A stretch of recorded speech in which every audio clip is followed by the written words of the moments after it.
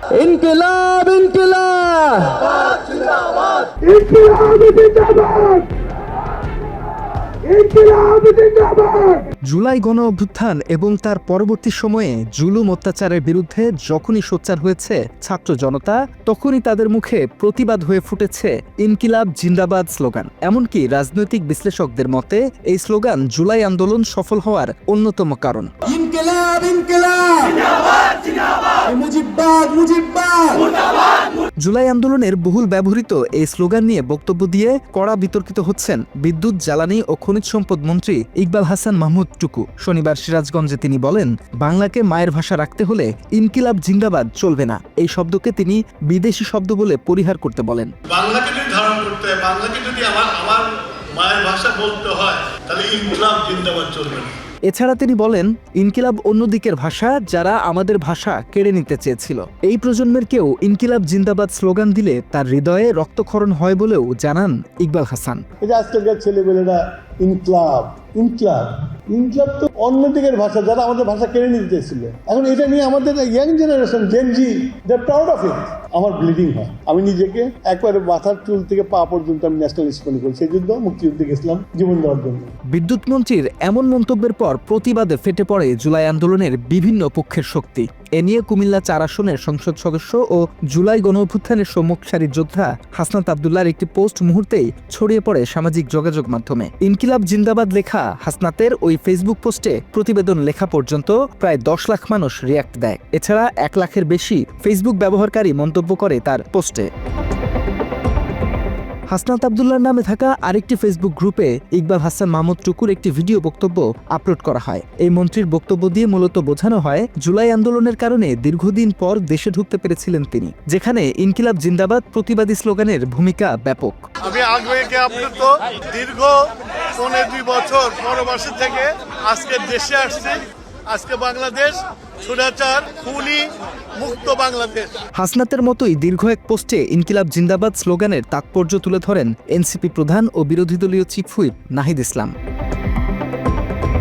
একইভাবে জুলাই আন্দোলনের অন্যতম নেতা এবং এনসিপির তরুণ নেতা নাসিরউদ্দিন পাটোয়ারি, সাবেক উপদেষ্টা আসিফ মাহমুদ সজীব ভুইয়া, সার্জিস আলমরাও ফেসবুকে ইনকিলাব জিন্দাবাদ লিখে প্রতিবাদী পোস্ট দিয়েছেন। একইভাবে ভিন্ন ধারায় একটি প্রতিবাদী পোস্ট দিয়েছেন এনসিপির তরুণ নেতা সালেউদ্দিন সিফাত। ফেসবুকে পোস্টের ক্যাপশনে অ্যালার্জি কেবল উর্দু ফার্সি আরবি শব্দে এমন বাক্য লিখে 2টি ফটোকার্ড যোগ করেন তিনি, যেখানে ইকবাল হাসানের বলা একটি ইংরেজি বাক্য এবং বিএনপির স্লোগান বাংলাদেশ জিন্দাবাদ লিখে এসব বিদেশি ভাষা তাদের শব্দ বলে বিদ্রূপ করেন তিনি।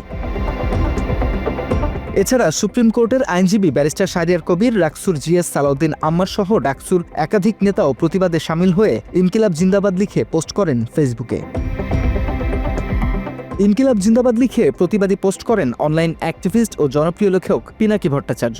বিষয়টি নিয়ে নিজের ফেসবুকে একাধিক পোস্ট দেন পিনাকি। এর মধ্যে এক পোস্টে তিনি লেখেন, বিএনপি নামটাই তো ইংরেজি, ন্যাশনালিজম তো ইউরোপীয় রাজনৈতিক ধারণা। আরেকটি পোস্টে পিনাকি বলেন, দাসত্বই যে জমিনের নিশ্চল নিয়তি, ইনকিলাবই সেখানে চূড়ান্ত রাজনীতি। একই সাথে ইনকিলাব জিন্দাবাদ, আজাদি জিন্দাবাদ লিখেও ফেসবুকে পোস্ট দেন পিনাকি ভট্টাচার্য।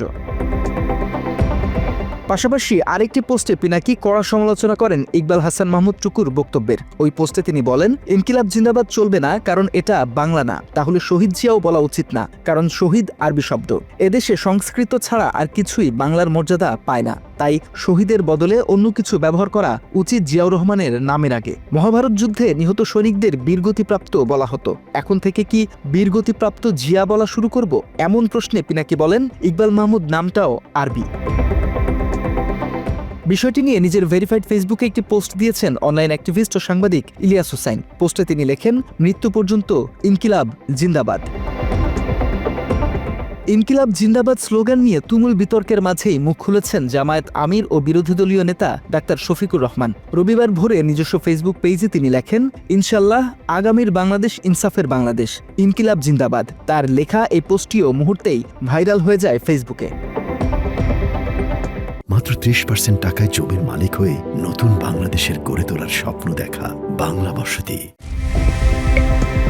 এদিকে বিএনপি নেতা ইকবাল হাসান মাহমুদ টুকু ইনকিলাব জিন্দাবাদ স্লোগানের বিরোধিতা করলেও তার দল বিএনপির অনেক নেতার এই স্লোগানের স্ক্রিনশট সামনে এনেছে নেটিজেনরা। 2024 সালের 4 আগস্ট বিএনপির অফিসিয়াল ফেসবুক পেজ থেকে ইনকিলাব জিন্দাবাদ লিখে দেয়া একটি পোস্ট নতুন করে আলোচনায় এনেছে ফেসবুক ব্যবহারকারীরা। সেই সাথে মির্জা ফখরুল ইসলাম আলমগীরের মেয়ের জামাই ও অনলাইন অ্যাক্টিভিস্ট ফাহাম আব্দুস সালামের ইনকিলাব জিন্দাবাদ লিখে দেয়া একটি পোস্টও নতুন করে আলোচনায় এসেছে। বাংলাদেশের নতুন প্রধানমন্ত্রী তারেক রহমানের কয়েকটি বক্তব্যের ফটোকার্ড ছড়িয়ে পড়েছে ফেসবুকে, যেখানে বিদেশি শব্দের ব্যবহার রয়েছে। এরকম একটি কার্ডে তারেক রহমানের কোট দিয়ে লেখা আছে, শক্তি কিংবা ভয় দেখিয়ে নয়, ইনসাফ ও উদারতা দিয়ে মানুষের মন জয় করুন। আরেকটি কার্ডে লেখা আছে, ঘরে বসে কোনো ফয়সালা হবে না, মিটিং করে কোনো ফয়সালা হবে না, ফয়সালা হবে রাজপথে।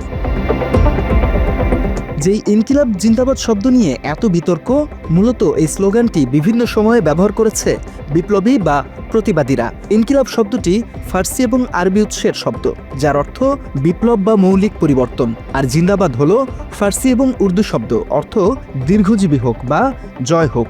অর্থাৎ ইনকিলাব জিন্দাবাদ অর্থ বিপ্লব দীর্ঘজীবী হোক বা বিপ্লবের জয় হোক। এই স্লোগানটি ব্রিটিশ বিরোধী আন্দোলনের সময় ভারতীয় উপমহাদেশে ব্যাপকভাবে জনপ্রিয় হয়। এটি ছিল ঔপনিবেশিক শাসনের বিরুদ্ধে সংগ্রাম, স্বাধীনতা এবং সামাজিক রাজনৈতিক পরিবর্তনের আহ্বান। বিশেষ করে ব্রিটিশ বিরোধী বিপ্লবী আন্দোলন, সমাজতান্ত্রিক ও বামপন্থী আন্দোলন, গণঅভ্যুত্থান ও ছাত্র আন্দোলনে এটি প্রতীকী বিপ্লবী স্লোগানে পরিণত হয়। মূলত এই স্লোগানটি ভারত, পাকিস্তান ও বাংলাদেশে বামপন্থী, জাতীয়তাবাদী ও গণ আন্দোলনে বিভিন্ন রাজনৈতিক দল ও ছাত্র সংগঠনের সমাবেশে নানা সময় ব্যবহৃত হয়েছে। যাকে কেন্দ্র করে ইনকিলাব জিন্দাবাদ স্লোগান নিয়ে বিতর্ক শুরু হয়েছে সেই ইকবাল হাসান মাহমুদ টুকু সিরাজগঞ্জ 2 আসনের বিএনপির সংসদ সদস্য। এবারের আগে 2001 সালের বিএনপি জামায়াত জোট সরকারের সময়ও তিনি বিদ্যুৎ প্রতিমন্ত্রী ছিলেন। বিদ্যুৎ খাতে তখন ব্যাপক দুর্নীতির কারণে সমালোচিত ছিলেন এই নেতা। ইকবাল হাসানের বাবা আব্দুল্লাহ আল মাহমুদ পাকিস্তান আমলে রাজনীতি করেছেন। তিনি সর্বভারতীয় মুসলিম লীগের রাজনীতির সাথে জড়িত ছিলেন। 1963 সালে পাকিস্তান সরকারের শিল্প ও প্রাকৃতিক সম্পদ মন্ত্রণালয়ের মন্ত্রীও ছিলেন টুকুর বাবা। অবিভক্ত পাকিস্তানে দেশের রাজনীতিতে সক্রিয় ভূমিকা ছিল আল মাহমুদের। মুক্তিযুদ্ধের 55 বছর পর এসে রাজনীতির ময়দানে বাংলা আর বিদেশি ভাষার এই স্লোগানকে একেবারেই অনর্থক হিসেবে দেখছেন রাজনৈতিক বিশ্লেষকরা। কেননা তারা মনে করেন স্বাধীনতাকে ফেরত পাওয়ার জন্য দরকার ইনকিলাবের, আর ন্যায় বিচার পুনঃনিশ্চিত করার জন্য প্রয়োজন ইনসাফের। নতুন শব্দ মানুষের মনে নতুন আশার সঞ্চার ঘটায় বলেও মনে করেন তারা। 24-এর আন্দোলনের মূল লড়াই ভাষার ময়দানে হয়েছে বলেই ওই আন্দোলন সফল হয়েছে। ভাষা পুলিশিংয়ের চেয়ে তাই 21-এর অনুপ্রেরণায় মাথা নত না করার শিক্ষা নেওয়া উচিত বলেই মত রাজনৈতিক বিশ্লেষকদের। ইনকিলাব ইনকিলাব জিন্দাবাদ জিন্দাবাদ ইনকিলাব ইনকিলাব জিন্দাবাদ জিন্দাবাদ ইনকিলাব ইনকিলাব ইনকিলাব ইনকিলাব জিন্দাবাদ নিউজ ডেস্ক, বাংলা এডিশন। ইনকিলাব জিন্দাবাদ ইনকিলাব জিন্দাবাদ ইনকিলাব